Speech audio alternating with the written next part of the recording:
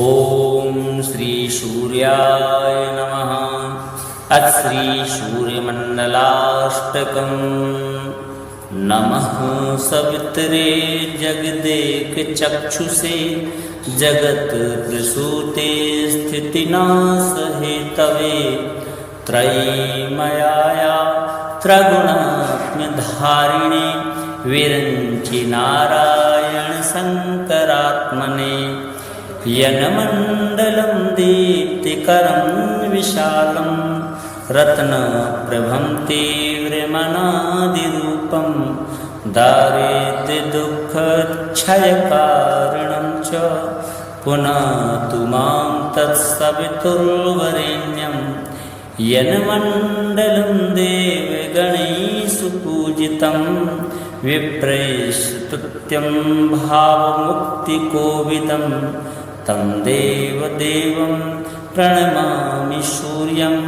पुनातु मां तत्सवितुर्वरेण्यं यन्मण्डलं ज्ञानघनं त्वगम्यं त्रैलोक्यपूज्यं त्रिगुणात्मरूपं समस्ततेजोमयदिव्यरूपं पुनातु मां तत्सवितुर्वरेण्यं यन्मण्डलं गूढमते प्रबोधं धर्मस्य वृद्धिं कुरुते जनानां यत् सर्वपापक्षयकारणं च पुनातु मां तत्सवितुर्वरेण्यं यन्मण्डलं व्याधिविनाशदक्षं यद्यजुषामसु सम्प्रगीतं प्रकाशितं येन च भूर्भुवः स्वः पुनातु मां तत्सवितुर्वरेण्यं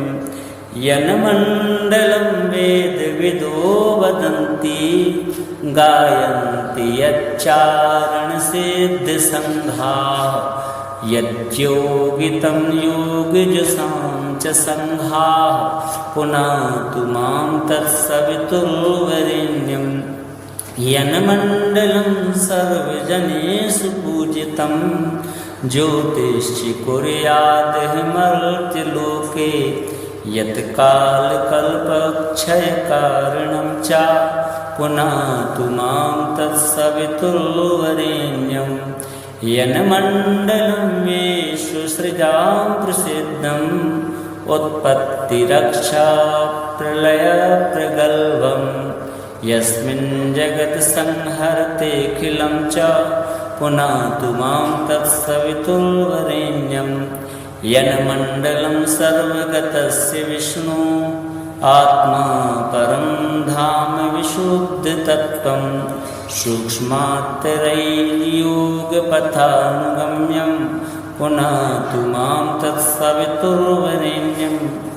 यन्मण्डलं वेदविदि वदन्ति गायन्ति यच्चारणसिद्धसङ्घाः यन्मण्डलं वेदविदः स्मरन्ति पुनातु मां तत्सवितुर्वरेण्यं यन्मण्डलं वेदविदोपगीतं यद्योगिनां योगपथानुगम्यं तत्सर्ववेदं प्रणमामि सूर्यं पुनातु मां तत्सवितुर्वरेण्यं मण्डलात्मकमिदं पुण्यं यः पठेत् सततं नरः सर्वपापविशुद्धात्मा सूर्यलोके महीयते। नमः सवित्रे जगदेक चक्षुषे जगत्प्रसूते स्थितिनाशहेतवे त्रयीमयाया त्रिगुणात्मधारिणे विरञ्चि नारायण शङ्करात्मने यन्मण्डलं दीप्तिकरं विशालं रत्नप्रभं तीव्रमनादिरूपं दारिद्र्यदुःखक्षयकारणं च पुनातु मां तत्सवितुर्वरेण्यं यन्मण्डलं देवगणैः सुपूजितं विप्रैस्तुत्यं भावमुक्तिकोविदं तं देवदेवं प्रणमामि सूर्यं पुनातु मां तत्सवितुर्वरेण्यं यन्मण्डलं ज्ञानघनं त्वगम्यं त्रैलोक्यपूज्यं त्रिगुणात्मरूपं समस्ततेजोमयदिव्यरूपं पुनातु मां तत्सवितुर्वरेण्यं यन्मण्डलं गूढमते प्रबोधं धर्मस्य वृद्धिं कुरुते जनानां यत् सर्वपापक्षयकारणं च पुनातु मां तत्सवितुर्वरेण्यं यन्मण्डलं व्याधिविनाशदक्षं यद्यजुषामसु सम्प्रगीतं प्रकाशितं येन च भूर्भुवः स्वः पुनातु मां तत्सवितुर्वरेण्यं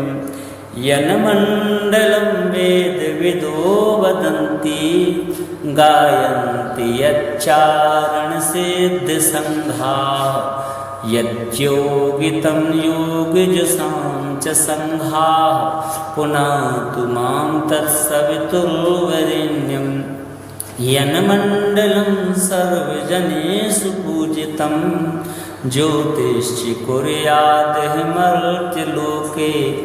यत् कालकल्पक्षयकारणं च पुनातु मां तत्सवितुर्वरेण्यं यन्मण्डलं विश्वसृजां प्रसिद्धम् उत्पत्तिरक्षा प्रलयप्रगल्भं यस्मिन् जगत्संहरतेऽखिलं च पुनातु मां तत्सवितुर्वरेण्यं यन्मण्डलं सर्वगतस्य विष्णु आत्मा परं धाम विशुद्धतत्त्वं सूक्ष्मात्तरैर्योगपथानुगम्यं पुनातु मां तत्सवितुर्वरेण्यं यन्मण्डलं वेदविदि वदन्ति गायन्ति यच्चारणसिद्धसङ्घाः यन्मण्डलं वेदविदः स्मरन्ति पुनातु मां तत्सवितुर्वरेण्यं यन्मण्डलं वेदविदोपगीतं यद्योगिनां योगपथानुगम्यं तत्सर्ववेदं प्रणमामि सूर्यं पुनातु मां तत्सवितुर्वरेण्यं मण्डलात्मकमिदं पुण्यं य पठेत् सततं नरः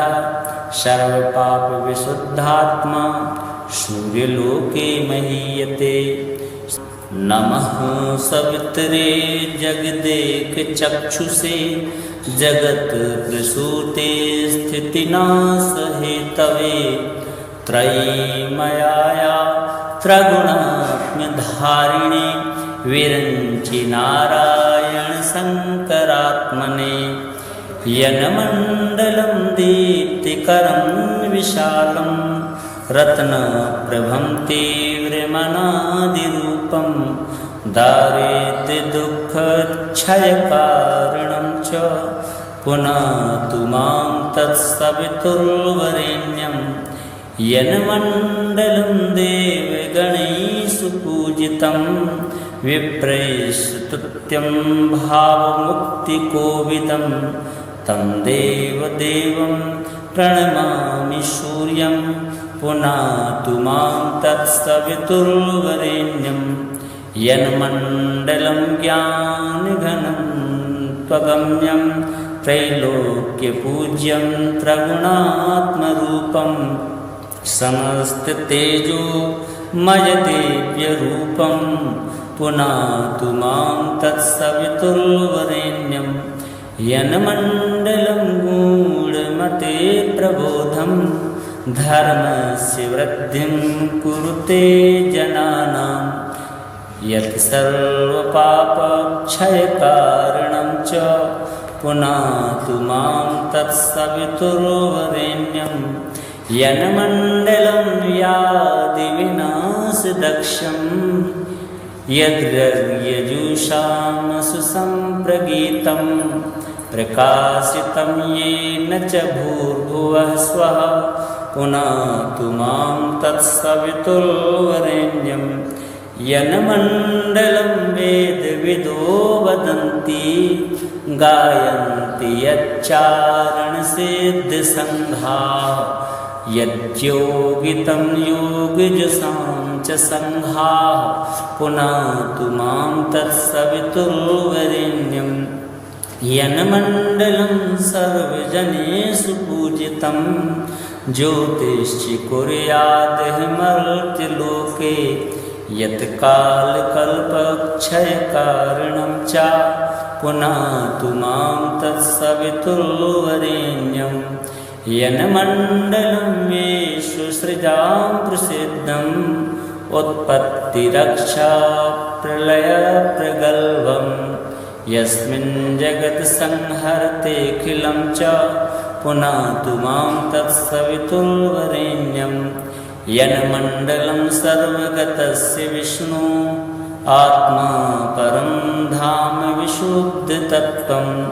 सूक्ष्मात्तरैर्योगपथानुगम्यं पुनातु मां तत्सवितुर्वरेण्यं यन्मण्डलं वेदविदि वदन्ति गायन्ति यच्चारणसिद्धसङ्घाः यन्मण्डलं वेदविदः स्मरन्ति पुनातु मां तत्सवितुर्वरेण्यं यन्मण्डलं वेदविदोपगीतं यद्योगिनां योगपथानुगम्यं तत्सर्ववेदं प्रणमामि सूर्यं पुनातु मां तत्सवितुर्वरेण्यं मण्डलात्मकमिदं पुण्यं य पठेत् सततं नरः सर्वपापविशुद्धात्मा सूर्यलोके महीयते। नमः सवित्रे जगदेकचक्षुषे जगत्प्रसूते स्थितिनाशहेतवे त्रयीमयाया त्रिगुणात्मधारिणे विरञ्चि नारायणशङ्करात्मने यन्मण्डलं दीप्तिकरं विशालं रत्नप्रभं तीव्रमनादिरूपं दारिद्र्यदुःखक्षयकारणं च पुनातु मां तत्सवितुर्वरेण्यं यन्मण्डलं देवगणैः पूजितं विप्रैस्तुत्यं भावमुक्तिकोविदं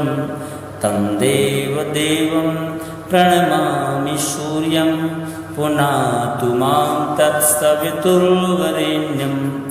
यन्मण्डलं ज्ञानघनं त्वगम्यं त्रैलोक्यपूज्यं त्रिगुणात्मरूपं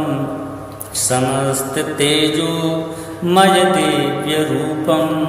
पुनातु मां तत्सवितुर्वरेण्यं यन्मण्डलं गूढमते प्रबोधं धर्मस्य वृद्धिं कुरुते जनानां यत् सर्वपापक्षयकारणं च पुनातु मां तत्सवितुर्वरेण्यं यन्मण्डलं व्याधिविनाशदक्षं यद्यजुषामसु सम्प्रगीतं प्रकाशितं येन च भूर्भुवः स्वः पुनातु मां तत्सवितुर्वरेण्यं यन्मण्डलं वेदविदो वदन्ति गायन्ति यच्चारणसिद्धसङ्घाः यद्योगितं योगिजसां च सङ्घाः पुनातु मां तत्सवितुर्वरेण्यं यन्मण्डलं सर्वजनेषु पूजितं ज्योतिश्चिकुर्यादिमर्त्यलोके यत्कालकल्पक्षयकारणं च पुनातु मां तत्सवितुर्वरेण्यं यन्मण्डलं येषु सृजां प्रसिद्धम् उत्पत्तिरक्षा प्रलयप्रगल्भम् यस्मिन् जगत्संहरतेऽखिलं च पुनातु मां तत्सवितुर्वरेण्यं यन्मण्डलं सर्वगतस्य विष्णु आत्मा परं धाम विशुद्धतत्त्वं सूक्ष्मात्तरैर्योगपथानुगम्यं पुनातु मां तत्सवितुर्वरेण्यं यन्मण्डलं वेदविधि वदन्ति गायन्ति यच्चारणसिद्धसङ्घाः यन्मण्डलं वेदविदस्मरन्ति पुनातु मां तत्सवितुर्वरेण्यं यन्मण्डलं वेदविदोपगीतं यद्योगिनां योगपथानुगम्यं तत्सर्ववेदं प्रणमामि सूर्यं पुनातु मां तत्सवितुर्वरेण्यं मण्डलात्मकमिदं पुण्यं य पठेत् सततं नरः सर्वपापविशुद्धात्मा सूर्यलोके महीयते। नमः सवित्रे जगदेकचक्षुषे जगत्प्रसूते स्थितिनाशहेतवे त्रयीमयाया त्रिगुणात्मधारिणे विरञ्चि नारायणशङ्करात्मने यन्मण्डलं दीप्तिकरं विशालं रत्नप्रभं तीव्रमनादिरूपं दारिद्र्यदुःखक्षयकारणं च पुनातु मां तत्सवितुर्वरेण्यं यन्मण्डलं देवगणैः सुपूजितं विप्रैस्तुत्यं भावमुक्तिकोविदं तं देवदेवं प्रणमामि सूर्यं पुनातु मां तत्सवितुर्वरेण्यं यन्मण्डलं ज्ञानघनं त्वगम्यं त्रैलोक्यपूज्यं त्रिगुणात्मरूपं समस्ततेजोमयदिव्यरूपं पुनातु मां तत्सवितुर्वरेण्यं यन्मण्डलं गूढमते प्रबोधं धर्मस्य वृद्धिं कुरुते जनानां यत् सर्वपापक्षयकारणं च पुनातु मां तत्सवितुर्वरेण्यं यन्मण्डलं व्याधिविनाशदक्षं यद्यजुषामसु सम्प्रगीतं प्रकाशितं येन च भूर्भुवः स्वः पुनातु मां तत्सवितुर्वरेण्यं यन्मण्डलं वेदविदो वदन्ति गायन्ति यच्चारणसिद्धसङ्घाः यद्योगितं योगजुषां च सङ्घाः पुनातु मां तत्सवितुर्वरेण्यं यन्मण्डलं सर्वजनेषु पूजितं ज्योतिषि कुर्याद्मर्त्यलोके यत्कालकल्पक्षयकारणं च पुनातु मां तत्सवितुर्वरेण्यं यन्मण्डलं विश्वसृजां प्रसिद्धम् उत्पत्तिरक्षाप्रलयप्रगल्भं यस्मिन् जगत्संहरतेऽखिलं च पुनातु मां तत्सवितुर्वरेण्यं यन्मण्डलं सर्वगतस्य विष्णु आत्मा परं धाम विशुद्धतत्त्वं सूक्ष्मात्तरैर्योगपथानुगम्यं पुनातु मां तत्सवितुर्वरेण्यं यन्मण्डलं वेदविधि वदन्ति गायन्ति यच्चारणसिद्धसङ्घाः यन्मण्डलं वेदविदस्मरन्ति पुनातु मां तत्सवितुर्वरेण्यं यन्मण्डलं वेदविदोपगीतं यद्योगिनां योगपथानुगम्यं तत्सर्ववेदं प्रणमामि सूर्यं पुनातु मां तत्सवितुर्वरेण्यं मण्डलात्मकमिदं पुण्यं य पठे सततं नरः सर्वपापविशुद्धात्मा सूर्यलोके महीयते। नमः सवित्रे जगदेकचक्षुषे जगत्प्रसूते स्थितिनाशहेतवे त्रयीमयाया त्रिगुणात्मधारिणे विरञ्चि नारायण शङ्करात्मने यनमण्डलं दीप्तिकरं विशालं रत्नप्रभं तीव्रमनादिरूपं दारिद्र्यदुःखक्षयकारणं च पुनातु मां तत्सवितुर्वरेण्यं यन्मण्डलं देवगणैः सुपूजितं विप्रैस्तुत्यं भावमुक्तिकोविदं तं देवदेवं प्रणमामि सूर्यं पुनातु मां तत्सवितुर्वरेण्यं यन्मण्डलं ज्ञानघनं त्वगम्यं त्रैलोक्यपूज्यं त्रिगुणात्मरूपं समस्ततेजोमयदिव्यरूपं पुनातु मां तत्सवितुर्वरेण्यं यन्मण्डलं गूढमते प्रबोधं धर्मस्य वृद्धिं कुरुते जनानां यत् सर्वपापक्षयकारणं च पुनातु मां तत्सवितुर्वरेण्यं यन्मण्डलं व्याधिविनाशदक्षं यद्यजुषामसु सम्प्रगीतं प्रकाशितं येन च भूर्भुवः स्वः पुनातु मां तत्सवितुर्वरेण्यं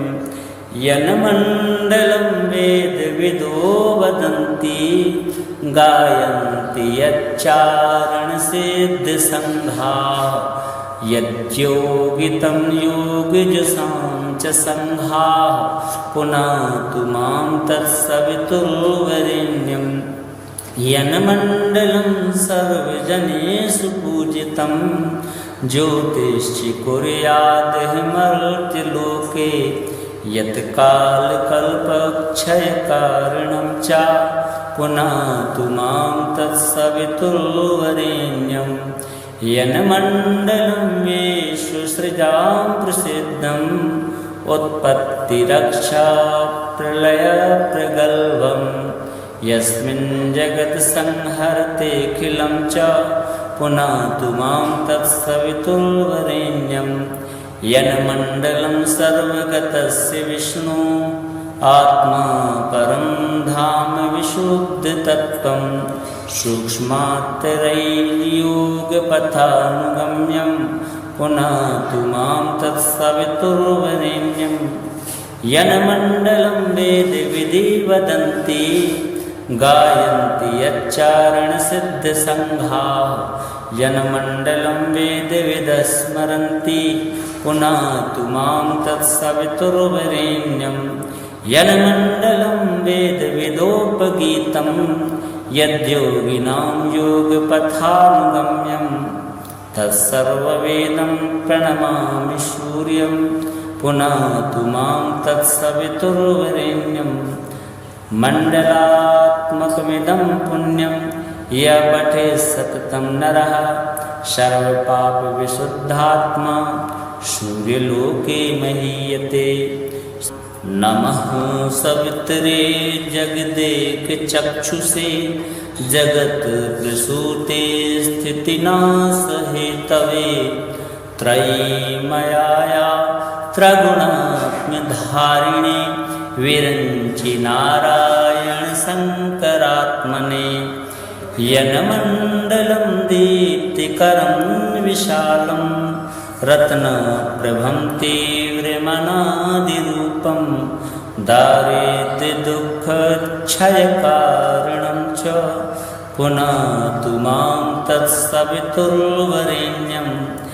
यन्मण्डलं देवगणैः सुपूजितं विप्रैस्तुत्यं भावमुक्तिकोविदं तं देवदेवं प्रणमामि सूर्यं पुनातु मां तत्सवितुर्वरेण्यं यन्मण्डलं ज्ञानघनं त्वगम्यं त्रैलोक्यपूज्यं त्रिगुणात्मरूपं समस्ततेजोमयदिव्यरूपं पुनातु मां तत्सवितुर्वरेण्यं यन्मण्डलं गूढमते प्रबोधं धर्मस्य वृद्धिं कुरुते जनानां यत् सर्वपापक्षयकारणं च पुनातु मां तत्सवितुर्वरेण्यं यन्मण्डलं यादिविनाशदक्षं यद्यजुषामसु सम्प्रगीतं प्रकाशितं येन च भूर्भुवः स्वः पुनातु मां तत्सवितुर्वरेण्यं यन्मण्डलं वेदविदो वदन्ति गायन्ति यच्चारणसिद्धसङ्घाः यद्योगितं योगजुषां च सङ्घाः पुनातु मां तत्सवितुर्वरेण्यं यन्मण्डलं सर्वजनेषु पूजितं ज्योतिश्च कुर्यादहिमर्त्यलोके यत्कालकल्पक्षयकारणं च पुनातु मां तत्सवितुर्वरेण्यं यन्मण्डलं येषुसृजां प्रसिद्धम् उत्पत्तिरक्षा प्रलयप्रगल्भं यस्मिन् जगत् संहरतेऽखिलं च पुनातु मां तत्सवितुर्वरेण्यं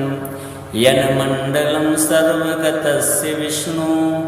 आत्मा परं धाम विशुद्धतत्त्वं सूक्ष्मात्तरैर्योगपथानुगम्यं पुनातु मां तत्सवितुर्वरेण्यं यन्मण्डलं वेदविदि वदन्ति गायन्ति यच्चारणसिद्धसङ्घाः यन्मण्डलं वेदविदस्मरन्ति पुनातु मां तत्सवितुर्वरेण्यं यन्मण्डलं वेदविदोपगीतं यद्योगिनां योगपथानुगम्यं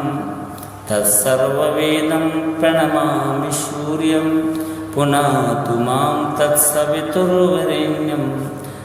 मण्डलात्मकमिदं पुण्यं य पठेत् सततं नरः सर्वपापविशुद्धात्मा सूर्यलोके महीयते। नमः सवित्रे जगदेकचक्षुषे जगत्प्रसूते स्थितिनाशहेतवे त्रयीमयाया त्रिगुणात्मधारिणे विरञ्चि नारायणशङ्करात्मने यन्मण्डलं दीप्तिकरं विशालं रत्नप्रभं तीव्रमनादिरूपं दारिद्र्यदुःखक्षयकारणं च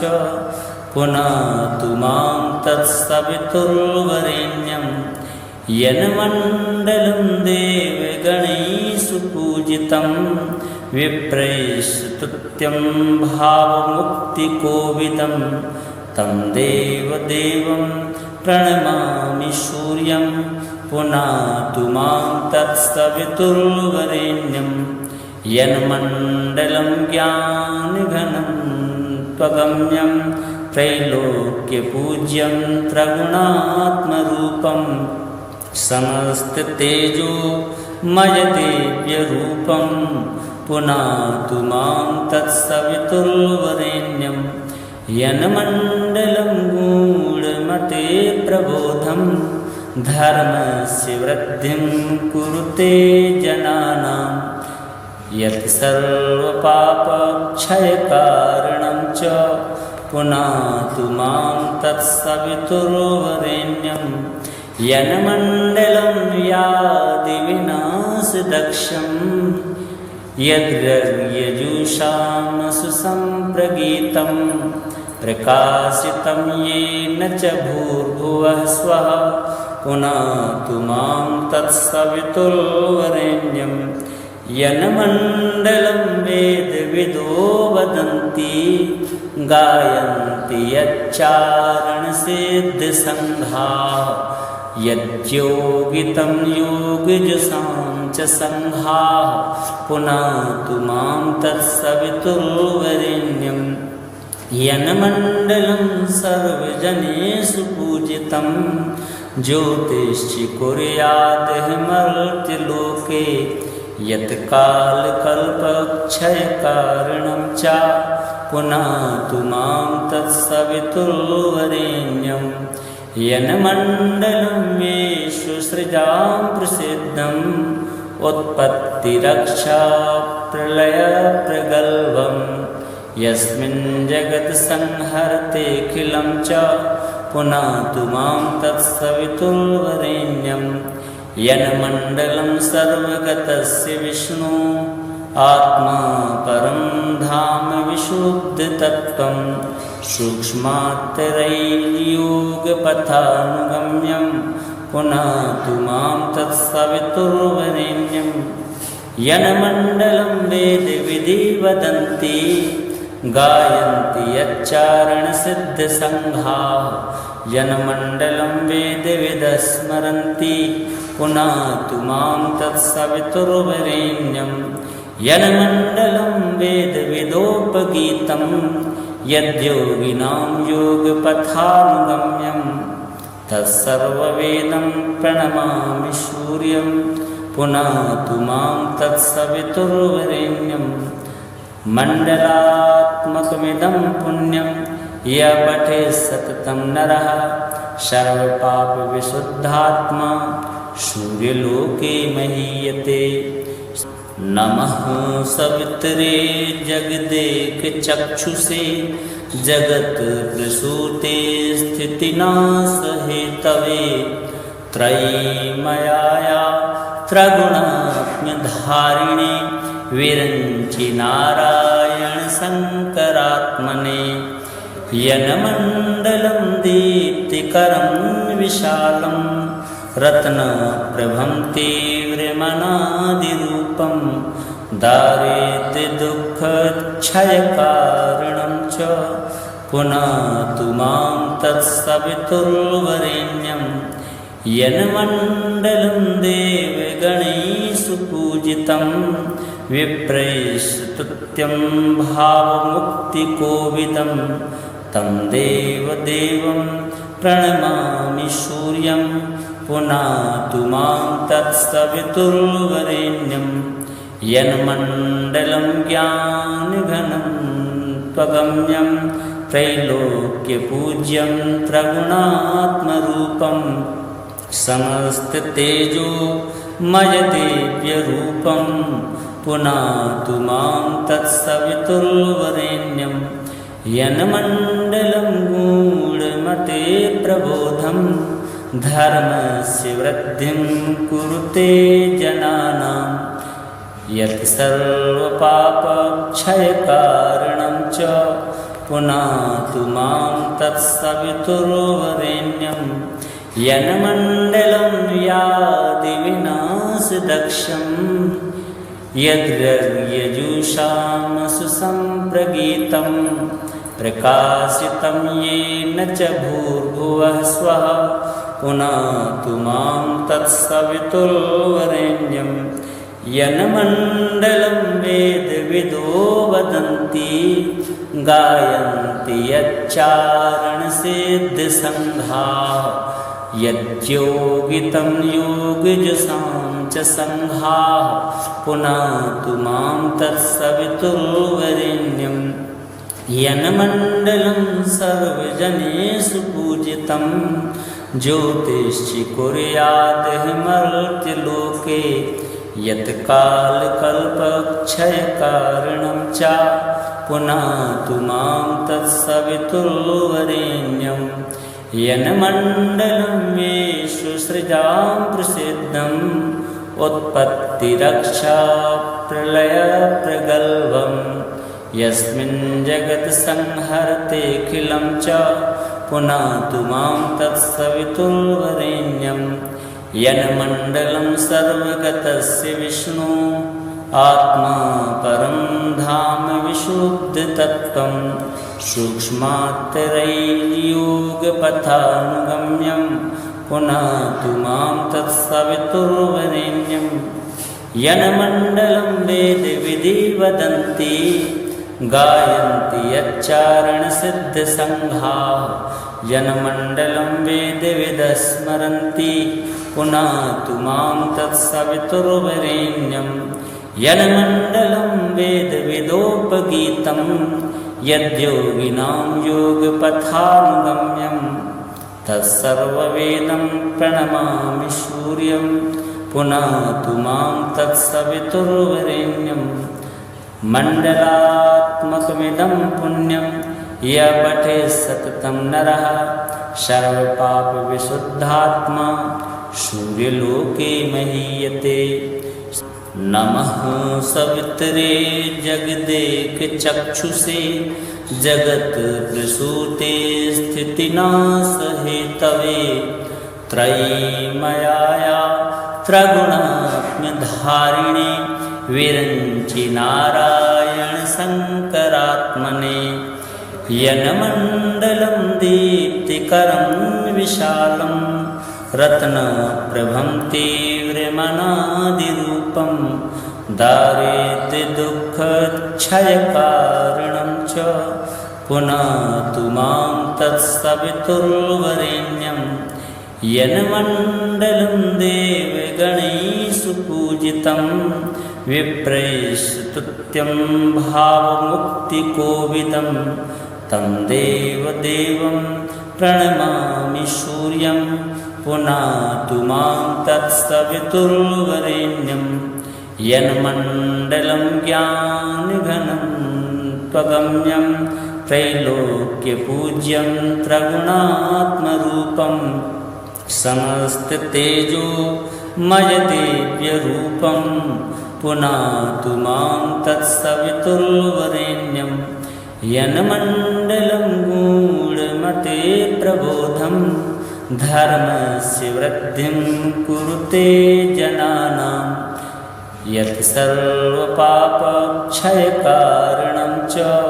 पुनातु मां तत्सवितुर्वरेण्यं यन्मण्डलं व्याधिविनाशदक्षं यद्यजुषां सुसम्प्रगीतं प्रकाशितं येन च भूर्भुवः स्वः पुनातु मां तत्सवितुर्वरेण्यं यन्मण्डलं वेदविदो वदन्ति गायन्ति यच्चारणसिद्धसङ्घाः यद्योगितं योगजुषां च सङ्घाः पुनातु मां तत्सवितुर्वरेण्यं यन्मण्डलं सर्वजनेषु पूजितं ज्योतिश्चिकुर्यादहिमर्त्यलोके यत्कालकल्पक्षयकारणं च पुनातु मां तत्सवितुर्वरेण्यं यन्मण्डलं विश्वसृजां प्रसिद्धम् उत्पत्तिरक्षा प्रलयप्रगल्भं यस्मिन् जगत्संहरतेऽखिलं च पुनातु मां तत्सवितुर्वरेण्यं यन्मण्डलं सर्वगतस्य विष्णु आत्मा परं धाम विशुद्धतत्त्वं सूक्ष्मात्तरैर्योगपथानुगम्यं पुनातु मां तत्सवितुर्वरेण्यं यन्मण्डलं वेदविधि वदन्ति गायन्ति यच्चारणसिद्धसङ्घाः यन्मण्डलं वेदविदः स्मरन्ति पुनातु मां तत्सवितुर्वरेण्यं यन्मण्डलं वेदविदोपगीतं यद्योगिनां योगपथानुगम्यं तत्सर्ववेदं प्रणमामि सूर्यं पुनातु मां तत्सवितुर्वरेण्यं मण्डलात्मकमिदं पुण्यं य पठेत् सततं नरः सर्वपापविशुद्धात्मा सूर्यलोके महीयते। नमः सवित्रे जगदेकचक्षुषे जगत्प्रसूते स्थितिनाशहेतवे त्रयीमयाया त्रिगुणात्मधारिणे विरञ्चि नारायणशङ्करात्मने यन्मण्डलं दीप्तिकरं विशालं रत्नप्रभं तीव्रमनादिरूपं दारिद्र्यदुःखक्षयकारणं च पुनातु मां तत्सवितुर्वरेण्यं यन्मण्डलं देवगणैः पूजितं विप्रैस्तुत्यं भावमुक्तिकोविदं तं देवदेवं प्रणमामि सूर्यं पुनातु मां तत्सवितुर्वरेण्यं यन्मण्डलं ज्ञानघनं त्वगम्यं त्रैलोक्यपूज्यं त्रिगुणात्मरूपं समस्ततेजोमयदिव्यरूपं पुनातु मां तत्सवितुर्वरेण्यं यन्मण्डलं गूढमते प्रबोधं धर्मस्य वृद्धिं कुरुते जनानां यत् सर्वपापक्षयकारणं च पुनातु मां तत्सवितुर्वरेण्यं यन्मण्डलं व्याधिविनाशदक्षं यद्यजुषामसु सम्प्रगीतं प्रकाशितं येन च भूर्भुवः स्वः पुनातु मां तत्सवितुर्वरेण्यं यन्मण्डलं वेदविदो वदन्ति गायन्ति यच्चारणसिद्धसङ्घाः यद्योगितं योगिजुषां च सङ्घाः पुनातु मां तत्सवितुर्वरेण्यं यन्मण्डलं सर्वजनेषु पूजितं ज्योतिषि कुर्याद्मर्त्यलोके यत् कालकल्पक्षयकारणं च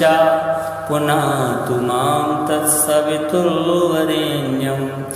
यन्मण्डलं विश्वसृजां प्रसिद्धम् उत्पत्तिरक्षा प्रलयप्रगल्भं यस्मिन् जगत्संहरतेऽखिलं च पुनातु मां तत्सवितुर्वरेण्यं यन्मण्डलं सर्वगतस्य विष्णु आत्मा परं धाम विशुद्धतत्त्वं सूक्ष्मात्तरैर्योगपथानुगम्यं पुनातु मां तत्सवितुर्वरेण्यं यन्मण्डलं वेदविधि वदन्ति गायन्ति यच्चारणसिद्धसङ्घाः यन्मण्डलं वेदविदः स्मरन्ति पुनातु मां तत्सवितुर्वरेण्यं यन्मण्डलं वेदविदोपगीतं यद्योगिनां योगपथानुगम्यं तत्सर्ववेदं प्रणमामि सूर्यं पुनातु मां तत्सवितुर्वरेण्यं मण्डलात्मकमिदं पुण्यं य पठेत् सततं नरः सर्वपापविशुद्धात्मा सूर्यलोके महीयते। नमः सवित्रे जगदेकचक्षुषे जगत्प्रसूते स्थितिनाशहेतवे त्रयीमयाया त्रिगुणात्मधारिणे विरञ्चि नारायणशङ्करात्मने यन्मण्डलं दीप्तिकरं विशालं रत्नप्रभं तीव्रमनादिरूपं दारिद्र्यदुःखक्षयकारणं च पुनातु मां तत्सवितुर्वरेण्यं यन्मण्डलं देवगणैः सुपूजितं विप्रैस्तुत्यं भावमुक्तिकोविदं तं देवदेवं प्रणमामि सूर्यं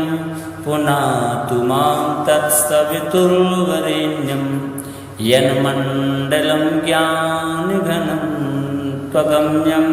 त्रैलोक्यपूज्यं त्रिगुणात्मरूपं समस्ततेजोमयदिव्यरूपं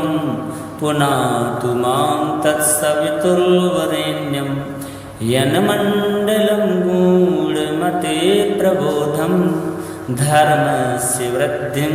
कुरुते जनानां यत् सर्वपापक्षयकारणं च पुनातु मां तत्सवितुर्वरेण्यं यन्मण्डलं व्याधिविनाशदक्षं यद्यजुषामसु सम्प्रगीतं प्रकाशितं येन च भूर्भुवः स्वः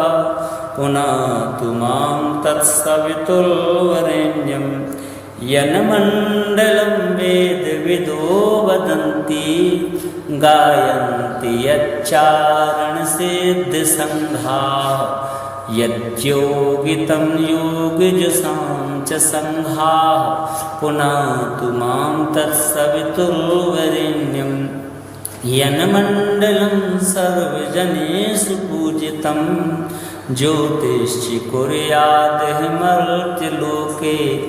यत् कालकल्पक्षयकारणं च पुनातु मां तत्सवितुर्वरेण्यं यन्मण्डलं विश्वसृजां प्रसिद्धं उत्पत्तिरक्षा प्रलयप्रगल्भं यस्मिन् जगत्संहरतेऽखिलं च पुनातु मां तत्सवितुर्वरेण्यं यन्मण्डलं सर्वगतस्य विष्णु आत्मा परं धाम विशुद्धतत्त्वं सूक्ष्मात्तरैर्योगपथानुगम्यं पुनातु मां तत्सवितुर्वरेण्यं यन्मण्डलं वेदविदि वदन्ति गायन्ति यच्चारणसिद्धसङ्घाः यन्मण्डलं वेदविदः स्मरन्ति पुनातु मां तत्सवितुर्वरेण्यं यन्मण्डलं वेदविदोपगीतं यद्योगिनां योगपथानुगम्यं तत्सर्ववेदं प्रणमामि सूर्यं पुनातु मां तत्सवितुर्वरेण्यं मण्डलात्मकमिदं पुण्यं य पठेत् सततं नरः सर्वपापविशुद्धात्मा सूर्यलोके महीयते।